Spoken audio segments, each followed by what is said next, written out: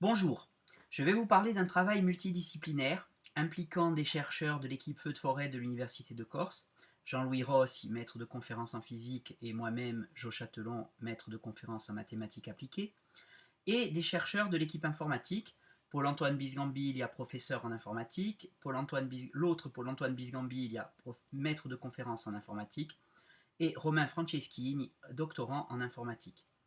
Ce travail collégial a permis d'aboutir à la création d'un outil simple pour prévoir le dimensionnement des zones d'appui à la lutte à l'échelle du terrain.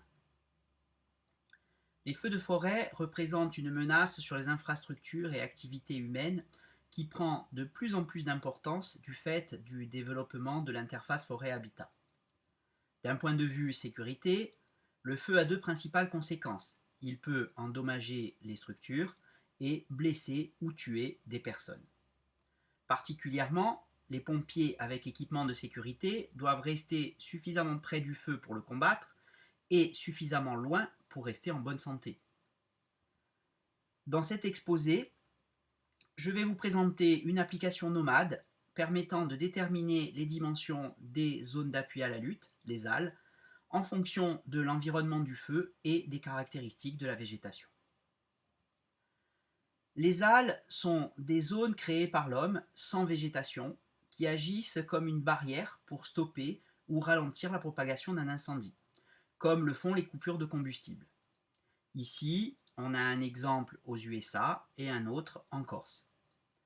En Corse, une distance de 100 mètres est définie à dire d'experts, quelle que soit la position de la ZAL, sans aucune étude scientifique. Mais les ZAL sont aussi créées pour permettre un accès aux pompiers et dans lesquels les hommes et leurs équipements peuvent se réfugier en cas de grand danger. C'est la principale différence entre les ZAL et les coupures de combustible. Dans ce cas, un dimensionnement correct des ZAL et donc un calcul correct des distances de sécurité est crucial pour maintenir les combattants du feu hors de danger. La DSA, c'est-à-dire distance de sécurité acceptable, ou ASD en anglais, est la distance entre le front de feu et les pompiers nécessaire pour prévenir les blessures. Cette distance est habituellement définie à l'aide d'une règle empirique donnée par Butler et Cohen. Elle doit être au moins égale à 4 fois la longueur de flamme. Une hypothèse habituellement utilisée consiste en une corrélation entre l'intensité de biram et la longueur de flamme, mais ces relations empiriques ne peuvent pas être utilisées pour comparer des feux dans divers combustibles.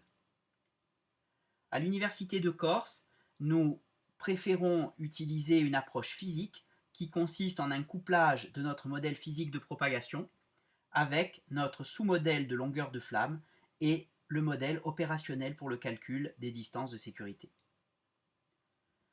Donc tout d'abord, on doit connaître les caractéristiques du combustible, qui sont les données d'entrée du modèle de propagation. Le modèle de propagation est constitué de nombreuses équations. Je vous présente brièvement les deux principales, qui donnent la vitesse de propagation, le ROS, en fonction du rayonnement de la flamme et de la base de la flamme. Dans la seconde équation, l'angle d'inclinaison de flamme dépend de la pente du terrain, la composante normale du vent et la vitesse ascensionnelle des gaz. Les sortants du modèle sont les principales caractéristiques physiques du front, température de flamme comprise. Ces données sortantes sont nécessaires pour le calcul de la longueur de flamme, grâce à notre sous-modèle dans lequel la longueur de flamme dépend également des caractéristiques du fuel.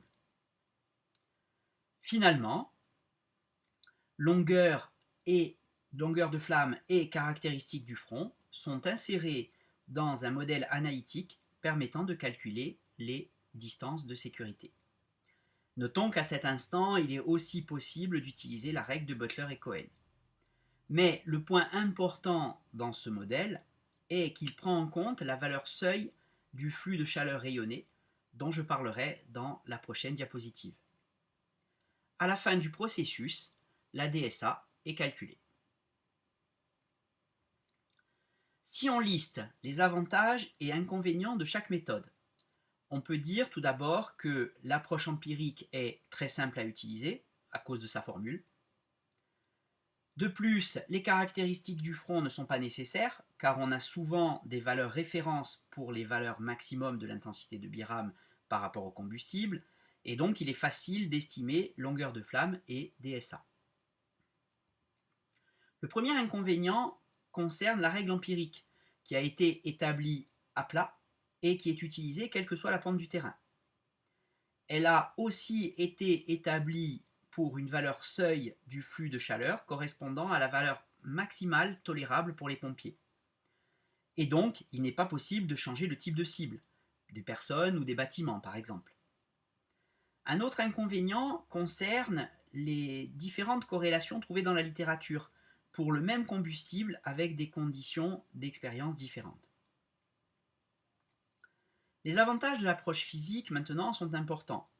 Tout d'abord, c'est un modèle complet qui peut être appliqué à n'importe quel fuel et également à n'importe quelle valeur seuil de flux de chaleur. De plus, sa rapidité permet une implémentation sur différents supports comme des smartphones ou des tablettes par exemple. Mais pour faire tourner le modèle, nous avons besoin des caractéristiques du combustible et nous avons également besoin de modèles de propagation et de longueur de flamme qui soient suffisamment précis.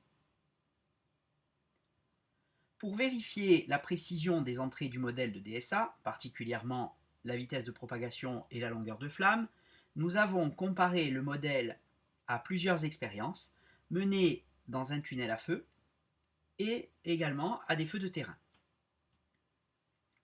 Nous avons également inclus le feu de Letia, qui est un brûlage dirigé mené entièrement par notre équipe en 2012. Nous avons comparé les valeurs du modèle aux résultats expérimentaux pour la vitesse de propagation et la longueur de flamme. On peut tout d'abord, concernant la vitesse de propagation, on peut observer les bons résultats avec une faible valeur de l'erreur quadratique moyenne normalisée. Pour la longueur de flamme, on trouve également une bonne corrélation avec une NMSE inférieure à 10% et un biais quasi nul. Afin d'implémenter nos modèles physiques, nous avons collaboré avec l'équipe informatique de l'Université de Corse.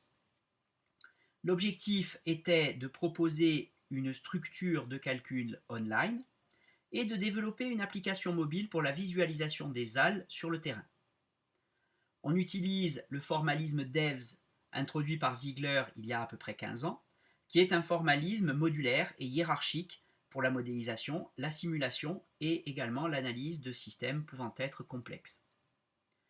Le formalisme DEVS est utilisé en tant qu'outil de calcul et on intègre nos modèles dans un environnement de simulation basé sur DEVS. Alors, l'architecture du logiciel commence avec l'utilisateur final. Quand l'utilisateur lance l'application sur sa tablette, il doit définir le chemin de la future ZAL, soit manuellement, soit automatiquement, s'il se déplace sur le terrain. Lorsque les coordonnées de chaque point du chemin sont définies, ces données sont envoyées au service web, qui est l'hôte de l'environnement DEVS. Avant de lancer le calcul, le service web récupère les données topographiques et météo pour chaque point du chemin. Le service web peut alors enfin lancer le calcul de la DSA et finalement, les résultats sont renvoyés au client pour affichage sur l'application. L'interface graphique est très importante pour l'utilisateur final. Les pompiers l'ont voulu aussi simple que possible avec quelques options au démarrage.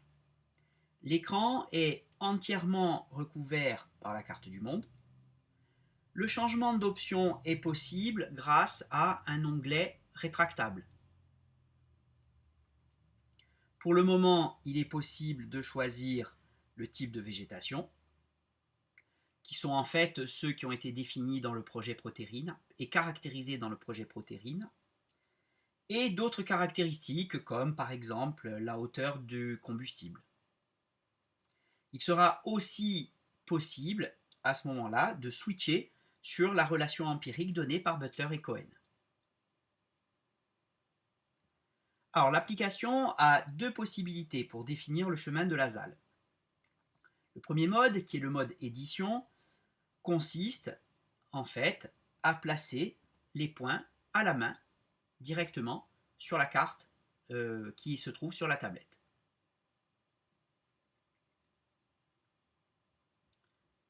Le second mode, par contre, qui est le mode GPS, lui, est beaucoup plus utile sur le terrain, puisque le GPS intégré localise la position de l'utilisateur et l'enregistre automatiquement. Voici à présent un exemple de fonctionnement du prototype de l'application. Donc tout d'abord, on zoome sur la carte pour choisir la position de la ZAL. Donc ici, comme vous pouvez voir, nous avons choisi une ZAL déjà existante en Corse. Puis on définit le chemin. Alors comme on peut voir ici également, le chemin a été défini manuellement. On choisit le type de végétation et également la hauteur du combustible. On clique sur le bouton calculer et la dimension de la ZAL est calculée et visualisée sur la carte. Alors une simple remarque, le temps de calcul et d'affichage des résultats est le temps réel avec une connexion Wi-Fi. C'est-à-dire que nous n'avons pas coupé le film.